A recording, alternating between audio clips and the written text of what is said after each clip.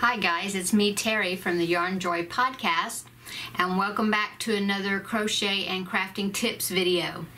As you know, I have been sharing some of my viewers' tips that were submitted as a entry to one of my giveaways, and I thought that the tips were so good that I wanted to share them with you. Okay, so today's tip, we're going to start out with Lorelei Frank. And she says, my tip is to keep a yarn journal. With every new project, I make a page and I include the type of yarn, the name of the pattern, where the pattern is from, and the size needle I'm using. In this journal, I also keep an inventory of my yarn as well as projects I see on Ravelry or YouTube that I want to do. That is very organized, and I think that is a wonderful tip. I do keep a little bit of notes, not a lot. I should be more organized. I do have a notebook that I keep the notes from my episodes here for the Yarnjoy podcast, but it is very handy to do that, and also alongside those notes of those projects, at least put the hook size and maybe where the pattern is from. But that is very organized, Lorelei. That's a great job, great tip. Okay, the next one comes from Betty Hyde, and she says, don't be afraid to unravel. If you found a mistake, go back and try again. And yes, that's one thing I love about crochet, is the fact that it's not that big of a deal if you have to rip back, and I mean, it takes a little time to do it. It might be frustrated if you have to do it more than once, which I have before, but it's a whole lot easier to do that than to do it if you're knitting. I know that well, especially with beginner knitters, when I was learning to knit, it was very difficult because I would skip a stitch or find some stitch missing, like rows down, and I had no idea how to fix it. And so I felt like, well, as soon as I made a mistake, that was it for the project, and I might as well rip it out. But I have since did a little bit of research as far as how to fix where the stitch is if I lose a stitch. But it is definitely, I feel like it's especially easy to do that if you're crocheting, that you can just rip back and begin again. I mean, that's part of learning. So don't be afraid to do it. Okay, the next tip comes from Ida Mindendorf. And she says, my tip is that I use little tins, such as the Altoids tins, which are the little strong mints that you can buy. They're little metal tins. And she uses that, she says, with strong, tiny magnets inside, and then she keeps her metal yarn needles in there. And then she said that's great to just throw into your project bag. And so, yes, that's a very good tip, because you might even have some little small metal folding scissors, the ones that fold up really tiny, and that would work in there as well, and you'd have them all of your little metal things together in that little tin. Even if you had some metal stitch markers or anything like that, that would the magnets would grab a hold of. But yes, that is a great organizing tip, and it's repurposing the tins, so that's good. I like that. Thank you for that great tip. Okay, next one is from Mary Sparks, and she says, my tip is when I have a project or multiple projects, I get all the yarn I need and put it all in a tote bag along with the scissors and needles. That way I don't have to look for it. And it helps out a lot. So yeah, that's true. Another reason to do that is to go ahead and get the yarn and the pattern, everything collected for the project that you want to make, is because that way you know that yarn is reserved for a particular project, and you don't end up grabbing the yarn and using it for something else. So yes, that's a good tip. Very good. Okay, next one is from Elizabeth, from A Crafty Crocheter. Hi, Elizabeth. And she says, my tip is to also use a journal to keep track of all my projects. So that that's like the one I just mentioned from Lorelei as well. So that's good tip. Okay, next one is from Sharon Graves, and she says, my tip is for new crocheters to be brave. Quite often a pattern looks more difficult than it really is, and just go for it. So that's true. Another comment I have about that on the similar topic, I guess, would be sometimes they'll say like to read through the pattern, all the instructions before you start the project. And I can see maybe how that would be helpful, because if you have a few rows and something is coming up that you need to cut the yarn or whatever, is maybe a good idea to know that ahead of time. But I also find that if I try to read through the whole entire pattern, sometimes I will get overwhelmed with it because sometimes it's just hard to picture the pattern the way it's going to go in your head before you get there. So sometimes it's not always real good, or at least not to, you can skim through the pattern, but maybe not to read it that closely so far ahead, because you don't want to get discouraged.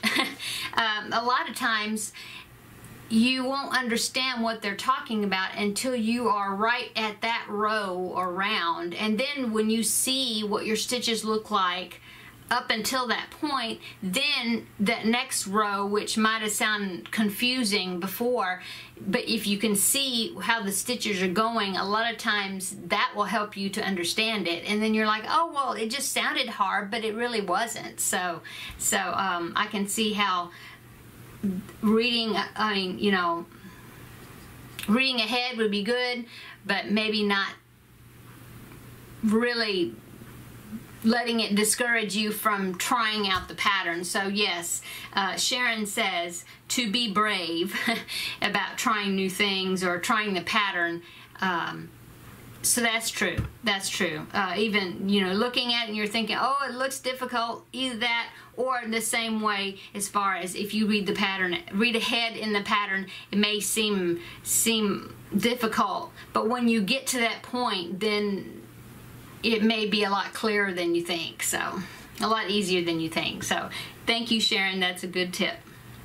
Okay, the next one says, let's see, this is from Debbie Mozingo. I'm hoping I pronounced your name right, Debbie. She says, she's been crocheting for 39 years. Wow, that's a good amount of time. I think I've been crocheting about 35, 36, I'm not even sure. I think maybe I know I was a teenager, but I'm just kind of guessing exactly what age I was when I started. So yes, we've got a lot of years of practice behind us, don't we? Okay, so her tip is, she says, put your work down if getting a little stressed, but never put it out of sight. So that's true. Sometimes you have to just step away from it a little bit, kind of let it take a nap for a while, and then maybe come back to it. Sometimes we get so frustrated with something that we just want to toss the whole thing. But sometimes really you just kind of have to let it rest and stew a little bit and then go back to it after you kind of get chilled about it. So yeah, that's a good tip. Thank you, Debbie. Okay, and the next one is from Denise of Dear Designs. Hello, Denise. She says, my tip is to keep all your cuttings of yarn to stuff toys. And that is great. That is a great tip, and I do try to do that. Especially if I'm using a dark yarn, if the stuffed toy I'm using is a dark color, because that way you can use a mixture of colors and you won't really have to worry about it showing through. If I'm making something that is white or a very light color, then if I do use yarn snippings, I will use very light colors or the same color as the animal, like white or whatever, just because sometimes they will show through a little.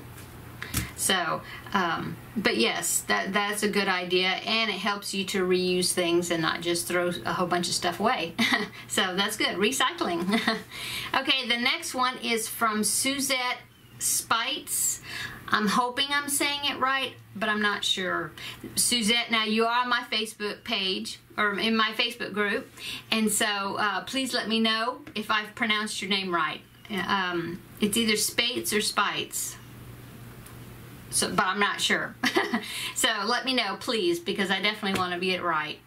Okay, but her tip says, always, always, always mark down what size hook you use in multiple places, she says. Take a picture of it with the project, and we have heard that tip in the past before. That is an awesome tip.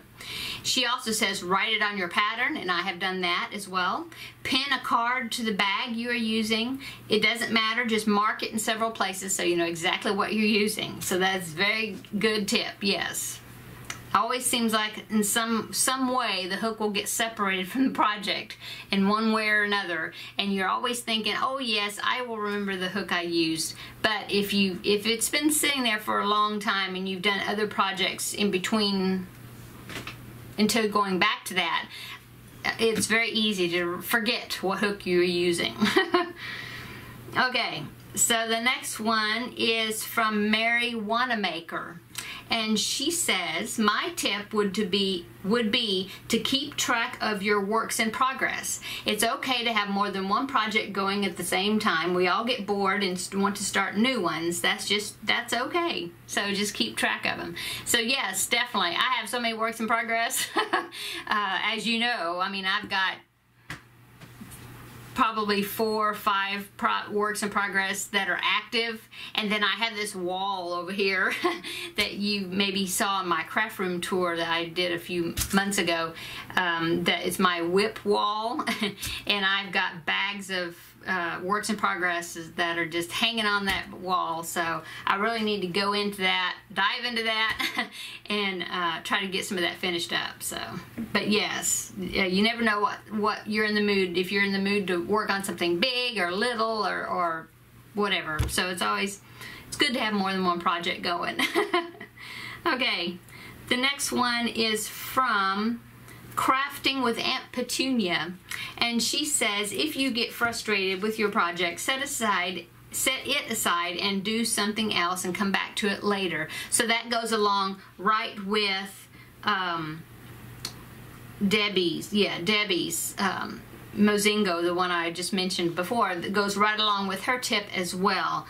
Yeah, sometimes you just have to take a break from the project just a little bit and then go back to it. So that's a good tip. Good tip, because you don't want, I mean, you want crochet to be enjoyable. You don't want it to be frustrating and to stress you out. Because, I mean, it's supposed to be our stress busters, right? So we need to take care of that.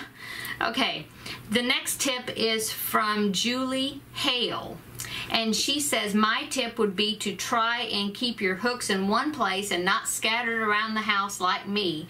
That way you don't spend more time looking for your hooks than you spend on your projects. That's true. I am bad about having hooks spread out. Usually they're spread out in project bags somewhere, but if they're not in my whips, then I definitely try to keep the stray ones all together, so that way I'll know where they're at. So, but that is a good tip, yes. Okay, the next one comes from Melissa, and her channel name is Melissa's Crafts, and she says to use a paper clip in your last stitch so your stitches won't come out. That's true. A lot of times if I'm going to work on something, let's see, here's a sneak peek of something that I just started right here. And all I did was I pulled the loop up where the last stitch I was at. You can do that, but actually to make it even more secure, you can slide a paper clip in there in that loop, so then you won't lose your stitch. You can also use a stitch marker or safety pin anything like that. But it's always good to do that, especially if you're going to be moving that project around a lot. You definitely don't want to lose stitches and then have to figure out where you're at in the project. So that's a good tip, Melissa. Thank you. Okay, the next one is from Jane of Family Clan. And she says, don't be afraid to ask fellow knitter/crocheters about a stitch that you might be having trouble with. I have yet to get a negative response. That's definitely true. I've met so many friends here with my YouTube channel and through YouTube and through the yarning community on Facebook, and I never hesitate if I have a question about something or an opinion that I need other people's opinions on a project or the yarn to use or whatever. There's always plenty of people that are available to be able to answer your questions. So yes, don't be afraid to do that. We always love helping each other. Okay, the next one is from Abby. Hello, Abby of Blue Heart Crafts. And she says, my tip is that you can use safety pins as an alternative to stitch markers. I know if I ever run out of stitch markers, I can usually find safety pins in my sewing box that I can just grab and use. So yes, definitely safety pins are very useful in that way. And also, they're of course more sturdy. I have a collection, I bought a set of these. They're like safety pins, but they're plastic. And these are very good ones.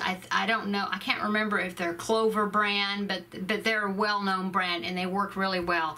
But I have bought some that I got, I don't know if it was off of eBay or where it was, but it was cheap, a couple of dollars, and you got a whole bunch of them.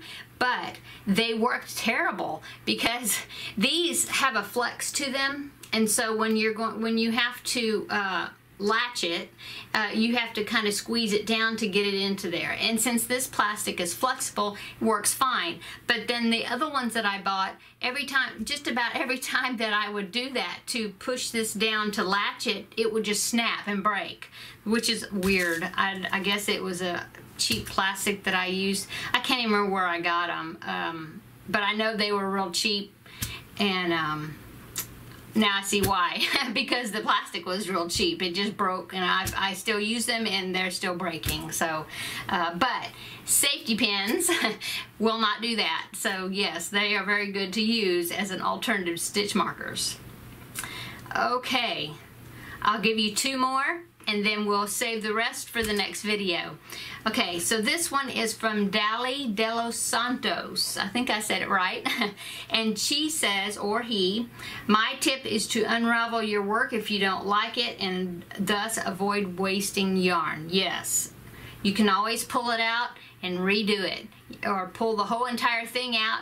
If you don't like the way the project is going, just pull the whole entire thing out, rescue the yarn, and make something that you're more happy with. So don't be afraid to do that. Okay, and the last tip for this video is, I think, let me see.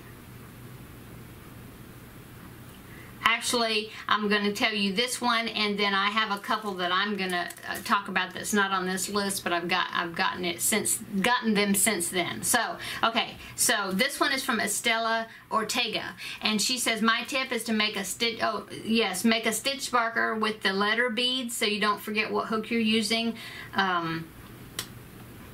Because not every project is using the same hook. So yes, that's like I was showing you recently, these letter beads that I got to use as my stitch marker.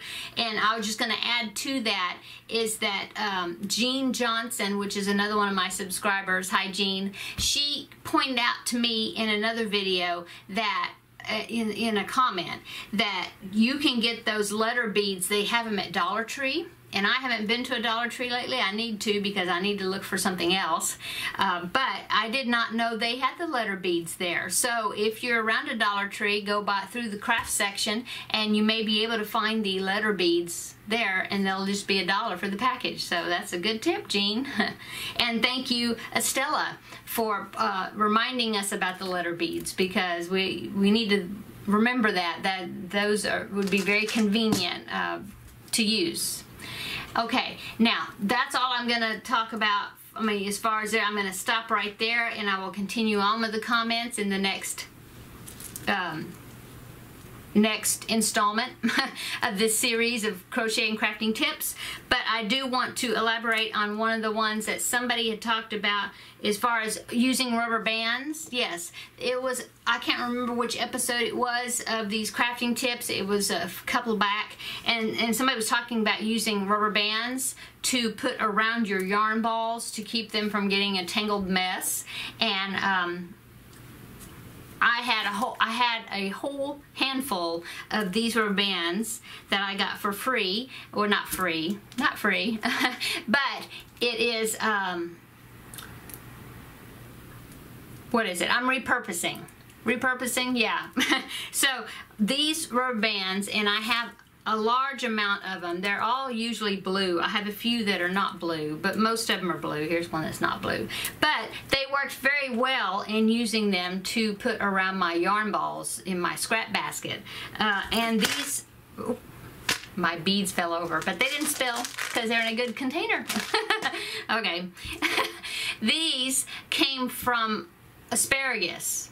When you buy over here, when I buy fresh asparagus, yum, they come in, they have these, and usually there'll be two of them on the bunch. They'll have one around the top and one around the bottom. And so I keep these because they're nice, sturdy rubber bands, and then I have been using them. Well, actually my husband had kept a whole pile of them, and then so when he saw my video when we were talking about rubber bands, he pulled all these out and he said, here, you use these. And that's where they came from, though. I think also you can get them around fresh broccoli crowns or broccoli stalks. They'll have maybe one at the bottom around to keep them together, and so they make wonderful rubber bands to put around the your yarn balls. So that's just a little bonus bonus extra tip. Okay, so I'm going to go now.